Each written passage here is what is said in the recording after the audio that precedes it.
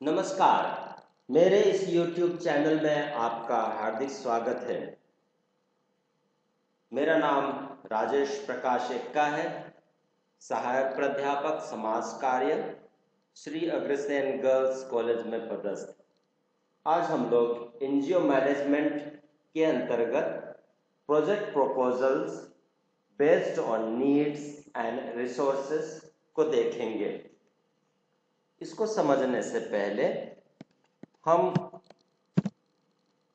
Project प्रस्तावना या project proposal क्या है उसके अर्थ को समझने का प्रयास करते हैं।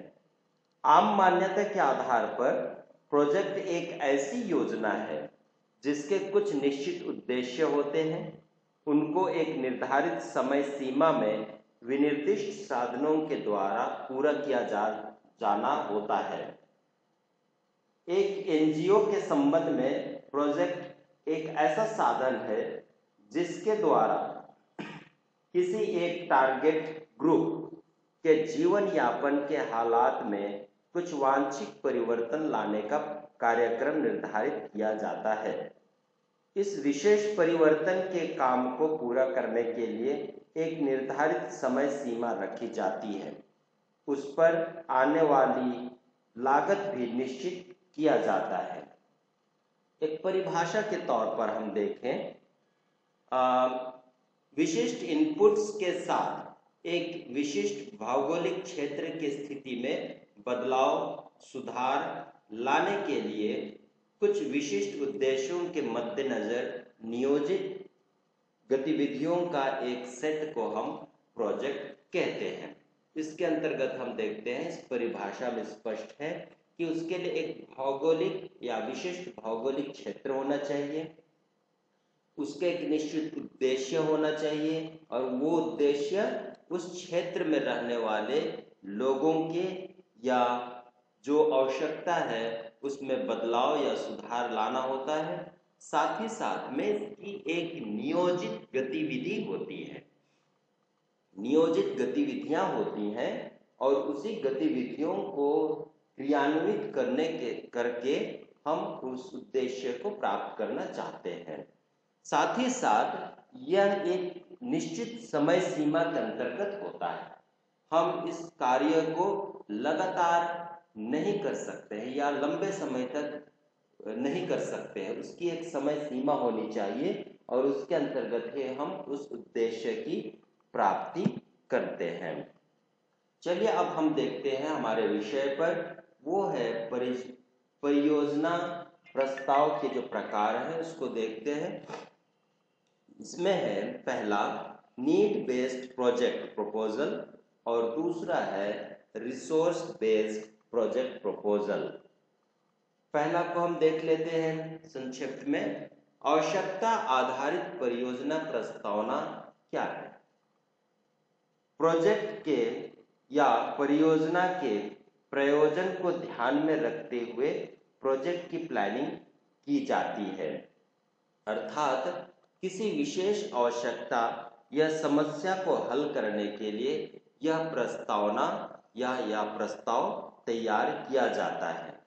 पहले नीड बेस्ड या नीड असेसमेंट होती है या नीड एनालिसिस होती है। समस्याओं को समझने का प्रयास किया जाता है, समस्याओं का अध्ययन किया जाता है और उसके बाद में उस समस्याओं के हल के लिए यह नीड बेस्ड प्रोजेक्ट तैयार किया जाता है। दूसरी तरफ हम देखते हैं रिसोर्स बेस्ड प्रोजेक्ट प्रपोजल में संसाधन आधारित परियोजना प्रस्ताव, जिसमें वित्तीय प्रतिबंधों के अंतर्गत संसाधनों का आवंटन करने के लिए प्रोजेक्ट को प्राथमिकता दी जाती है या प्रोजेक्ट या परियोजना बनाई जाती है। अर्थात जब किसी संस्था के पास अतिरिक्त फंड है जिसको किसी सामाजिक सरोकार हेतु खर्च करने के लिए प्रस्ताव बनाया जा सकता है या बनाया जाता है, तो हम देखते हैं एक तरफ आवश्यकता को देख करके आवश्यकता की पूर्ति के लिए परियोजना तैयार की जाती है और दूसरी तरफ हम देखते हैं कि किसी व्यक्ति या संस्था के पास कुछ फंड है और उस फंड को सामाजिक सरोकार के लिए या किसी बदलाव लाने के लिए खर्च करना चाहते हैं, उसके लिए एक परियोजना तैयार की जाती है। चलिए अब हम देखते हैं परियोजना निरूपण या प्रोजेक्ट फॉर्मुलेशन के क्या चरण है। तो इस तरह से हम देखते हैं परियोजना निरूपण के चरण, जिसमें पहला है संकल्पना, दूसरा है नियोजन, तीसरा है उद्देश्य, चौथा है बजट बनाना और आखिरी है फंड उगाना। चलिए हम इसको विस्तृत रूप से देख लेते हैं। पहला है संकल्पना या कंसेप्चुअलाइजेशन, जिसके अंतर्गत हम 4Ws का यूज करते हैं, व्हाट, व्हाई, वेयर, व्हेन और एक H, हाउ। जब हम इसका आंसर देते हैं, इसका उत्तर देते हैं, तो इसका एक संकल्पना तैयार हो जाती है। तो इसके लिए हम संकल्पना तैयार करने के लिए निम्न बिंदुओं पर विशेष रूप से ध्यान दे सकते हैं। इसमें पहला है समस्या की पहचान करना। समस्या की संकल्पना करना सबसे पहला कदम है। इसका प्रोग्राम की गतिविधियों पर सीधा प्रभाव पड़ता है। समस्याओं को कम करने या उनका पूरी तरह से उन्मूलन करने के लिए प्रोग्राम को कार्य रूप में परिणत करना ही एक सचेत प्रयत्न कहा जा सकता है। समस्या किसी स्वाभाविक आंतरिक जरूरत के रूप में हो सकती है, जैसे कि आर्थिक, चिकित्सा संबंधी, शिक्षा या मनोरंजन संबंधी। यह समस्या किसी भी व्यक्ति के उपयुक्त जीवन यापन में रुकावट पैदा करने वाली हो सकती है या उसका जीवन दूभर कर देने वाली हो सकती है। यह कोई ऐसा बदलाव या परेशानी भी हो सकती है, जैसे मनोवैज्ञानिक, सामाजिक, शारीरिक या पर्यावरण संबंधी, जो उसे उसकी सामाजिक जिम्मेदारियों को निभाने में अकर्मण्य बना देती हो या उन्हें निभाने में रुकावटें पैदा करती हो। इसलिए समुदाय की समस्या को समझना अत्यावश्यक है और उसकी पृष्ठभूमि और समस्या के सैद्धांतिक पहलुओं को भी अवश्य विचार में लाया जाना चाहिए। समस्या के वास्तविक स्वरूप को पहचानने के लिए विभिन्न प्रकार के तरीके और साधन अपनाए जा सकते हैं, जैसे व्यक्तिगत संपर्क, ग्रुप मीटिंग, विचारों का आदान प्रदान, सर्वेक्षण, अतिरिक्त आंकड़े एकत्रित करना, अनुसंधात्मक अध्ययन, विभिन्न ग्रुपों, संबंधित संगठनों और विभागों से संपर्क करके उपयुक्त रिकॉर्ड प्राप्त करना आदि आवश्यक आंकड़े इकट्ठा करने के मुख्य तरीके हैं। दूसरा खा में हम देखते हैं समस्या का समाधान ढूंढना। प्रोग्राम की गतिविधियां ही समस्या के संभावित समाधान हो सकते हैं। इसके लिए समस्या को तर्क वितर्क के साथ समझना और उसका विश्लेषण करना पड़ता है। समस्या को सुलझाने के लिए निम्नलिखित निम्न दो तरीके अपनाए जा सकते हैं। जैसे पहला है उपचारात्मक तरीका, तत्काल हल प्रदान करता है और यह आमतौर पर छोटे समय के लिए ही होता है। दूसरा है विकास जन्य तरीका, समस्या का स्थायी समाधान प्रदान करता है, जो कि आमतौर पर लंबे समय तक प्रभावशाली रहता है। तो ये दो तरीके हैं जिसके आधार पर आप समस्या का समाधान कर सकते हैं। ये समाधान सामूहिक प्रयत्नों के जरिए प्राप्त किए जा सकते हैं और इसके लिए अन्य समान विचार होने वाले लोगों, स्टाफ और उस क्षेत्र के विशेषज्ञों से भी सहयोग लिया जा सकता है या लिया जाता है। अगला हम देखते हैं ग, कार्य विधियों को सूचीबद्ध करना। प्रस्तावित हल निकालने के लिए जो भी कार्य विधियां संभव समझी जाती हो उन्हें सूचीबद्ध कर लेना चाहिए। ये कार्य विधियां केवल सफलता में बाधा डालने वाले तत्वों को ही कम करने में उपयोगी नहीं होगी, बल्कि विकास के कार्यों में सावधानी बरतने में भी साधक सिद्ध होती है। यदि कार्य विधियों की सूची तैयार नहीं है तो कार्य करने में बहुत ही दिक्कत उत्पन्न होता है या पैदा होता है। अगला है घ, विचारों की एक रूपता तैयार करना। प्रोजेक्ट या परियोजना एक टीम वर्क है जिस पर मिलजुल कर काम करना होता है। इसमें समुदाय के लोग, वॉलंटियर और स्टाफ के लोग सभी शामिल होते हैं, जैसे इसको स्टेक होल्डर्स भी कहा जाता है। इसलिए समस्या के सभी पहलुओं, संभावित समाधानों और एक्शन प्लान का पर प्रोजेक्ट के पूरे कार्यकाल में परस्पर विस्तृत विचार विमर्श करते रहना चाहिए। इस प्रकार विचारों के पारस्परिक आदान प्रदान के अंततः यह लाभ होगा कि आगे आने वाली अड़चनों को दूर करना सुगम हो जाएगा और एक्शन प्लान को नया रूप भी दिया जा सकेगा ताकि प्रोजेक्ट को सफलता प्राप्त हो सके।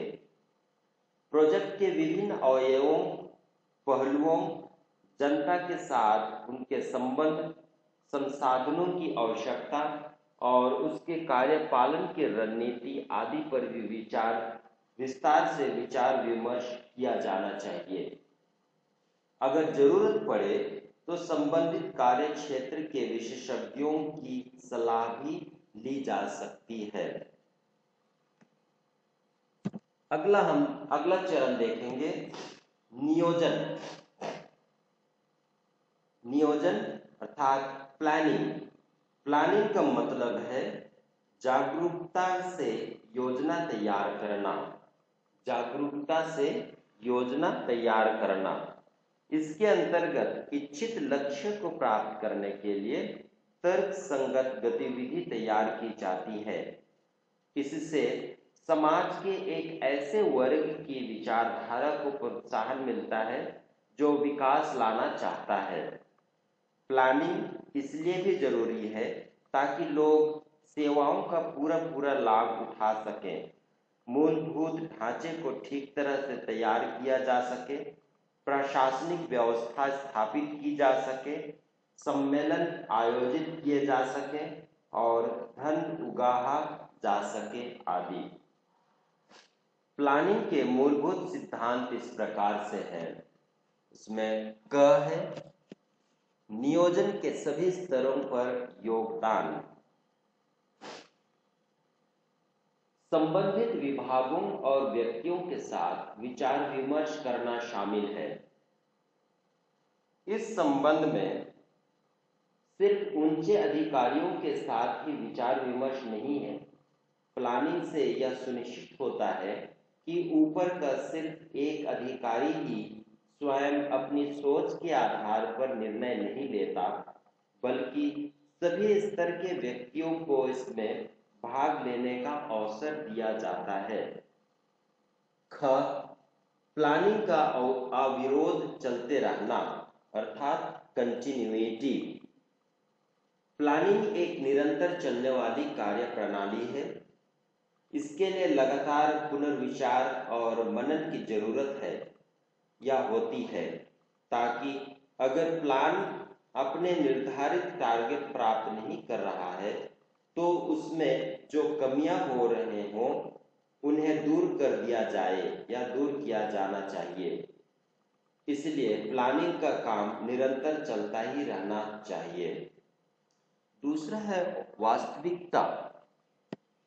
ये तीसरा है वास्तविकता, ऑब्जेक्टिविटी। किसी प्लान को प्रभावी बनाने के लिए उसके उद्देश्यों का उल्लेख साफ साफ शब्दों में पहले ही कर दिया जाना चाहिए, ताकि किसी प्रकार के संदेह की कोई गुंजाइश ही ना हो। आखिरी है मूल्यांकन, इवैल्यूएशन। प्लानिंग की प्रभावशीलता को सुनिश्चित करने के लिए उसके मूल्यांकन के लिए प्रभावकारी तरीके अपनाए जाने चाहिए, और मूल्यांकन का समय सीमा अलग अलग हो सकता है। यह चाहे वीकली, मंथली, 3 महीने में, 6 महीने में, या वर्ष के अंत में मूल्यांकन करते रहना चाहिए।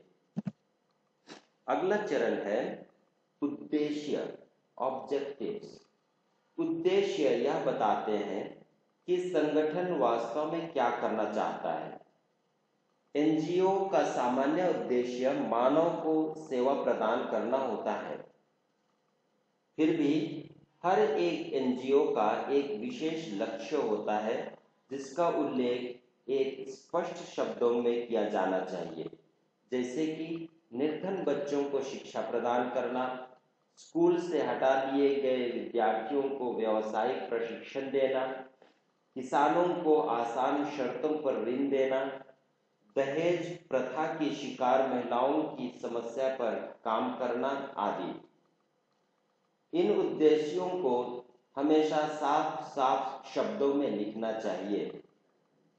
संगठन के उद्देश्यों को वार्षिक टारगेट के रूप में एडवांस में ही या वर्ष प्रतिवर्ष के आधार पर उल्लेखित करना श्रेयस्कर होगा। टारगेट भले ही प्राप्त हो या ना हो, परंतु वे वास्तविक संगठित करना और व्यवसायिक या व्यवहारिक होना चाहिए। वार्षिक टारगेट तब बजट के अनुसार वार्षिक एक्शन प्लान के रूप में परिणत होंगे। दूसरी एक महत्वपूर्ण बातें हैं, वो ये है कि जो उद्देश्य तैयार किया जाता है वह उद्देश्य स्मार्ट होना चाहिए। स्मार्ट अर्थात एस मतलब स्पेसिफिक, जो हिंदी में विशिष्ट कहा जाता है। यह एक विशिष्ट या विशेष रूप से उद्देश्य तैयार होनी चाहिए जिसमें किसी भी प्रकार की दुविधा या संदेह ना हो। दूसरा है एम, मेजरेबल, मापने योग्य या माप्य, अर्थात जिस उद्देश्य को आप प्राप्त करना चाहते हैं उस उद्देश्य को कुछ विशेष टूल के जरिए आप उसको माप सकते हैं, उसका मूल्यांकन करके उसको देख सकते हैं। तीसरा है ए, अचीवेबल। अचीवेबल यानी प्राप्य, जिसको आप प्राप्त कर सकते हैं।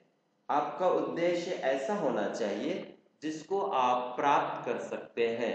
ऐसा ना हो कि बिना सिर और पैर के आपने उद्देश्य तय किया और जिसको आप बाद में या प्रोजेक्ट के अंत में देखते हैं कि आपका उद्देश्य की पूर्ति नहीं हो पाई। वह क्योंकि आपने सही उद्देश्य तय नहीं किया था। इसलिए ऐसा उद्देश्य होना चाहिए जिसको आप प्राप्त कर सकते हैं। आर, रियलिस्टिक या रिलेवेंट। यह वास्तविक होना चाहिए या प्रासंगिक होना चाहिए। आप जो उद्देश्य तय किए हैं वो प्रासंगिक होनी चाहिए, अर्थात जो समस्या है उस समस्या से संबंधित होनी चाहिए। और रियलिस्टिक अर्थात आप उसको ऐसा तैयार कीजिए कि आप उसे प्राप्त कर सकते हैं। ऐसा ना हो कि आप उसमें कोई भी वास्तविकता नहीं पाई जाती है। और पांचवा है टी, मतलब टाइम बाउंड। कोई भी उद्देश्य यदि आप प्राप्त करना चाहते हैं तो उसकी एक समय सीमा होनी चाहिए। आप उस उद्देश्य की प्राप्ति के लिए लगातार लंबे समय तक नहीं चल सकते हैं, क्योंकि आपके पास यदि कोई फंड उपलब्ध नहीं होगा तो आप उसको बीच में ही रोकना पड़ सकता है। इसलिए यह एक स्पेसिफिक, मेजरेबल, अचीवेबल, रियलिस्टिक और टाइम बाउंड उद्देश्य होना अति आवश्यक है। चौथा चरण है संगठन या ऑर्गेनाइजिंग। संगठित करने से तात्पर्य है संसाधनों की क्रमबद्ध व्यवस्था और उनका आवंटन। इसमें मानव, समाज, सेवाएं और वित्तीय संसाधन आदि शामिल हैं, ताकि पूर्व निर्धारित लक्ष्यों को प्रभावी तौर पर प्राप्त किया जा सके। संगठन में निम्न विषय पर हम विचार कर सकते हैं या निम्न विषय आते हैं। पहला है निर्धारित टारगेटों के आधार पर गतिविधि प्लान तैयार करना। दूसरा है सेवाएं प्रदान करने के लिए वॉलंटियर इकट्ठे करना। तीसरा है आवश्यकतानुसार तनख्वाह पर कर्मचारियों को भर्ती करना। और चौथा है आवश्यक आपूर्तियों की व्यवस्था करने के लिए दान रूप में या मार्केट से जरूरत की चीजें प्राप्त करना। और पांचवा है संगठन की गतिविधियों के लिए यदि चंदे के रूप में प्राप्त धनराशि पर्याप्त ना हो तो प्रबंधन तथा अन्य ऊपर के खर्चों को पूरा करने के लिए वित्तीय धन की व्यवस्था भी करना भी संगठन के अंतर्गत आता है। एक बार जब संसाधनों की व्यवस्था हो जाती है तो उनका ऐसा तालमेल बिठाया जाए, अनुकूलतम उपयोग किए जाएं और उन पर ऐसा नियंत्रण रखा जाए कि उन पर आने वाली लागत का पूरा लाभ उठाकर अधिक से अधिक प्रभावी बनाकर इच्छित लक्ष्य प्राप्त किया जा सके। अगला चरण है बजट बनाना या बजटिंग। एक बार जब संगठन के उद्देश्यों तक पहुंचने के लिए आवश्यक संसाधनों का निर्धारण कर दिया जाता है, तब उन्हें धन के रूप में परिणत किया जाता है। जिन विभिन्न स्रोतों से आवश्यक फंड प्राप्त किए जा सकते हैं, उनका नामांकन किया जाता है। इस कार्य प्रणाली को बजट बनाना कहते हैं। इसमें यह स्पष्ट उल्लेख कर दिया जाता है कि एक खास अवधि के दौरान किन विभिन्न साधनों के माध्यम से धन इकट्ठा किया जा सकता है और उसका उपयोग किन कार्यकलापों पर किया जाएगा। अतः बजट एक ऐसा महत्वपूर्ण दस्तावेज है जिसके जरिए किसी एनजीओ की वित्तीय जरूरतों को आंका जा सकता है। बजट आमतौर पर 12 महीने की अवधि के लिए तैयार किया जाना चाहिए। यह अवधि चाहे वित्तीय वर्ष की हो या कैलेंडर वर्ष की। अगर संगठन के कार्यकलाप विभिन्न वर्गों या शाखाओं द्वारा संपादित किए जाने हो तो हर शाखा को अपने कार्य संचालन के लिए अलग से बजट तैयार करना चाहिए और उन सबको एक केंद्रीय स्तर पर संगठित कर देना चाहिए। आय या फंड के स्रोत और व्यय या फंड खर्च करना दोनों का हमेशा संतुलन बनाए रखना चाहिए, जिसमें घाटे या बची हुई धनराशि को दिखाया गया हो। अगर घाटा हो तो उसे किन साधनों से पूरा किया जाएगा या खर्च को किस प्रकार से कम किया जाएगा, इस बात का उल्लेख कर देना चाहिए। बजट काफी पहले से तैयार कर लेना चाहिए। यह वास्तविकता के आधार पर बना हो और सही हो। इसमें कुछ खास अप्रत्याशित या असामान्य खर्च की भी व्यवस्था कर देनी चाहिए। खर्चों को हम 3 भागों में बांट सकते हैं। पहला है कर्मचारी खर्च, जिसके अंतर्गत जितने भी एक एनजीओ में या उस परियोजना में कार्यरत व्यक्ति हैं, कर्मचारी हैं, उन पर खर्च की जाती है, उनके वेतन के रूप में या अन्य के रूप में उसे खर्च की जाती है। दूसरा है परियोजना खर्च। यह परियोजना खर्च विशेष करके गतिविधियों से संबंधित होती है। किसी प्रोजेक्ट के अंतर्गत जो गतिविधियां हैं, उस गतिविधियों को क्रियान्वित करने के लिए यह खर्च का उपयोग किया जाता है। जैसे उदाहरण के लिए यदि कोई ट्रेनिंग देनी हो, प्रशिक्षण देनी हो, तो उस प्रशिक्षण में आने वाले व्यक्तियों के खाने, रहने एवं प्रशिक्षण सामग्रियों के खर्चे उसमें जोड़े जाते हैं। तीसरा है प्रशासनिक खर्च। प्रशासनिक खर्च संगठन के को एक व्यवस्था देने के लिए खर्च की जाती है। जैसे उसके लिए कंप्यूटर, फोन, बिजली बिल, पानी का बिल, किराए का मकान, ये सारी चीजें जो खर्चे होते हैं उसे हम प्रशासनिक खर्च में जोड़े जाते हैं या जोड़ते हैं। अगला चरण और आखिरी चरण है फंड उगाहना, रेजिंग फंड्स।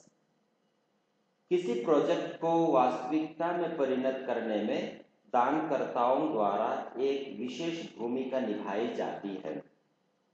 दानकर्ताओं में प्रोजेक्ट पर विचार करने के निमित्त आकर्षण पैदा करके, प्रोजेक्ट की क्षमताओं को प्रकट करके उनके प्रति विश्वास की भावना जागृत करनी चाहिए और उनसे सहयोग प्राप्त करने के लिए उन पर जोर डालकर उनकी रजामंदी प्राप्त करनी चाहिए। इसके अंतर्गत आपको निम्न बातों पर ध्यान देना चाहिए। पहला है फंड उगाहने के लिए दानकर्ताओं की पहचान। संभावित दानकर्ता कोई एक व्यक्ति, कॉर्पोरेट इकाई, औद्योगिक घराने, अन्य ट्रस्ट या ऑर्गेनाइजेशन, फंडिंग एजेंसियां, सरकार आदि कोई भी हो सकता है। दानकर्ताओं की पहचान उनके उपलब्ध फंड को दृष्टि में रखकर और उनके भीतर समाज की एक विशिष्ट समस्या के निवारण के प्रति वचनबद्धता को देखकर की जानी चाहिए। उनके कार्यकलाप बिना व्यवधान के निरंतर चलते रहें।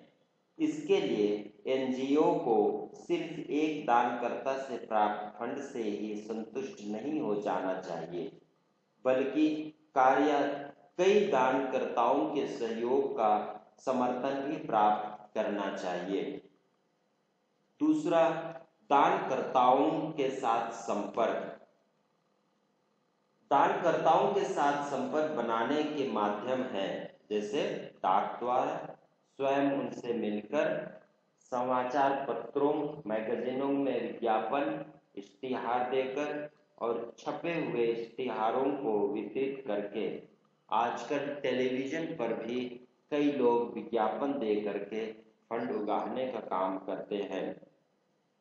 प्रारंभिक बातचीत संक्षिप्त होनी चाहिए, पर ऐसी हो कि वे मान जाएं और योजना से प्रभावित हों।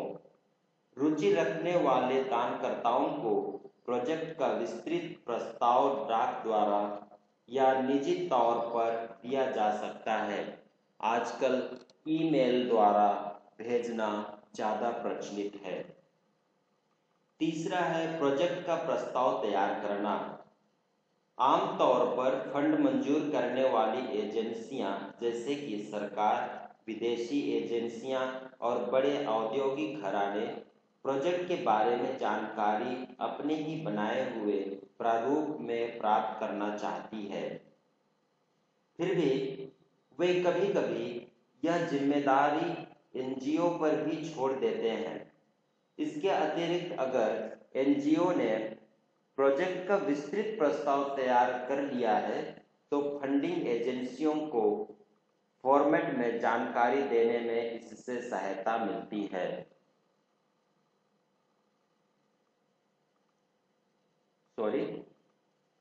प्रोजेक्ट के प्रस्ताव में उस संगठन की विश्वसनीयता, समस्या और उसे हल करना क्यों जरूरी समझा जाता है, इस बारे में पर्याप्त जानकारी दी जानी चाहिए। प्रोग्राम की संभाव्यता, संसाधनों की आवश्यकता और अब तक उस पर कितनी उपलब्धि हो चुकी है, इस बारे में भी स्पष्ट उल्लेख होना चाहिए। प्रोजेक्ट का प्रस्ताव तैयार करने के संबंध में रूपरेखा कई अलग अलग एनजीओ या अलग अलग फंडिंग एजेंसीज द्वारा मांगे जाते हैं या तैयार किए जाते हैं। आप अन्य माध्यमों से भी, जैसे इंटरनेट या किताबों के माध्यम से आप इसकी जानकारी प्राप्त कर सकते हैं। धन्यवाद। यदि यह वीडियो आपको लाभप्रद लगा तो जरूर मेरे चैनल को सब्सक्राइब, शेयर एवं लाइक करें। धन्यवाद।